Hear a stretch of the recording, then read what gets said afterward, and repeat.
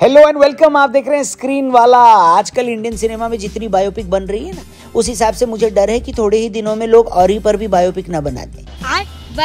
वैसे भी पूरे इंडिया से ये सवाल पूछवा कर कि आखिर औरी करता क्या है। ये लड़का बिग बॉस और अब कॉफी विद करण में भी जा चुका है और हमने सुना है ना कि रामचंद्र कह गए ऐसे ऐसा कलयुग आएगा, हंस चुगेगा दाना और कौवा मोती खाएगा। लेकिन फिलहाल कलयुग उस चरम सीमा पर नहीं पहुंचा है जहां पर हर कौवा मोती खाए, कुछ गोबर भी खा रहे हैं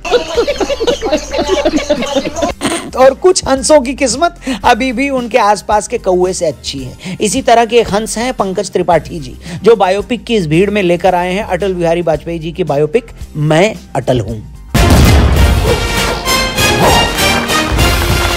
जब से फिल्म अनाउंस हुई है तब से ही इसने हल्ला मचा रखा है, क्योंकि अटल जी जैसे महान नेता को पंकज त्रिपाठी किस तरह स्क्रीन पर उतारेंगे ये सबके जहन में था। इसी सवाल का जवाब ढूंढने के लिए हम भी पिक्चर देख आए हैं भाई साहब। और सच बताऊं तो कुछ कमियों के बावजूद फिल्म बढ़िया है और पंकज त्रिपाठी हैं शानदार। पहले आपको फिल्म की थोड़ी कहानी बता देते हैं। फिल्म शुरू होती है करगिल में पाकिस्तान की घुसपैठ से। उस वक्त अटल जी भारत के प्रधानमंत्री होते हैं और फिर तुरंत पहुंच जाती है फिल्म उनके बचपन में, जहां पर अटल जी के घर वाले उन्हें अटला कहकर बुलाते हैं। बचपन वाला सीक्वेंस ज्यादा लंबा नहीं है, लेकिन फिर आता है टर्निंग पॉइंट जब अटल जी वकालत के लिए कानपुर जाते हैं पढ़ाई करने के लिए। फिल्म के माध्यम से एक नई बात हमें यह पता चली कि कानपुर में अटल जी के साथ वकालत की पढ़ाई में उनके सहपाठी उनके पिता ही होते हैं और दोनों हॉस्टल के एक ही कमरे में रहते हैं। फिर वो किस तरह से कानपुर में ही राष्ट्रीय स्वयंसेवक संघ से जुड़ते हैं और धीरे धीरे पॉलिटिक्स में उनका कद बढ़ने लगता है। कहानी 70, 80 और 90 के दशक में बहती हुई आगे बढ़ती है। जब बायोपिक बनती है ना भाई साहब, तो डायरेक्टर के पास एक बड़ा चैलेंज ये होता है कि मोटी मोटी कहानी तो सबको पहले से ही पता है, ऐसे में दर्शकों को बांधे कैसे रखा जाए। डायरेक्टर रवि जाधव ने ये काम ठीक ठाक कर लिया है। फिल्म फर्स्ट हाफ में अच्छी है, इंटरवल के पास थोड़ी स्लो हो जाती है, लेकिन फिर सेकेंड हाफ में पिक कर जाती है। करगिल युद्ध, वाजपेयी जी की लाहौर यात्रा, पोखरण न्यूक्लियर टेस्ट और इस तरह की कई हिस्से फिल्म में ओरिजिनल फुटेज का इस्तेमाल करके दिखाए गए हैं, जिससे ये फिल्म ज्यादा ऑथेंटिक लगती है। लेकिन देखिए, बायोपिक किसी की भी हो, आप उसको देखने इसलिए जाते हैं क्योंकि उस शख्स ने आपको या तो इंस्पायर किया है या किसी तरह आपकी जिंदगी को छुआ है। और ऐसा तो हो नहीं सकता कि एक प्रधानमंत्री देश की जनता की जिंदगी को न छुए।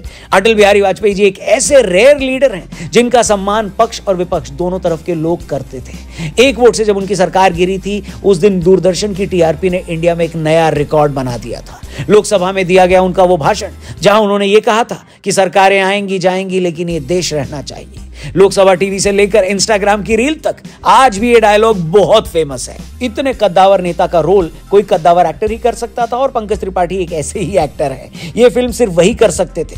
कई जगह पर आप भूल जाएंगे कि पंकज त्रिपाठी जी उनका रोल कर रहे हैं या सचमुच अटल जी ही आपको दिख रहे हैं। खैर, ये था फिल्म का प्लस पॉइंट। अब बात करते हैं जो कमी फिल्म में हमको लगी। कहीं कहीं पर कमजोर स्क्रीन प्ले, इतना धीमे चलता है बीच बीच में जहां पर फिल्म बोरिंग हो जाती है और आप मोबाइल निकालकर गेम खेलने लगते हो। एक और बहुत जरूरी बात, फिल्म बिल्कुल भी प्रोपेगेंडा नहीं है भाई साहब। आपको कहीं पर भी ऐसा नहीं लगेगा कि बातें बढ़ा चढ़ाकर बताई जा रही हैं, जैसी है वैसे ही दिखाने की कोशिश करी गई है और यही इस फिल्म की खूबी है। मैं फिल्म को मस्ट वॉच तो नहीं बोलूंगा, लेकिन हाँ, पंकज त्रिपाठी के फैन है तो देखने जा सकते हैं। वैसे भी अगले हफ्ते फाइटर आ रही है। इतने बड़े बजट की फिल्म है कि उसके बाद इस फिल्म को कितनी स्क्रीन मिलेगी इसकी गारंटी नहीं है, इसलिए पहली फुर्सत में जाकर इस फिल्म को देख आइए। और अगर देख चुके हैं तो कमेंट करके बताइए कि लगी कैसी आपको। बाकी हम आपसे मिलेंगे कल एक और नई वीडियो के साथ, ओनली ऑन स्क्रीन वाला। स्क्रीन वाला को सब्सक्राइब करके जाइएगा, फेसबुक पे देख रहे तो हमारे पेज को जरूर लाइक करिएगा। इस फिल्म के बारे में आगे भी डिटेल में बात करेंगे और कुछ ऐसी चीजों को भी छूने की कोशिश करेंगे जो आपको फिल्म में दिखी तो है, लेकिन उसका बैकग्राउंड क्या है, कॉन्टेक्स्ट क्या है, उसके बारे में डिटेल में चर्चा करेंगे। वंस अगेन थैंक यू, अपना ख्याल रखिए। जय हिंद,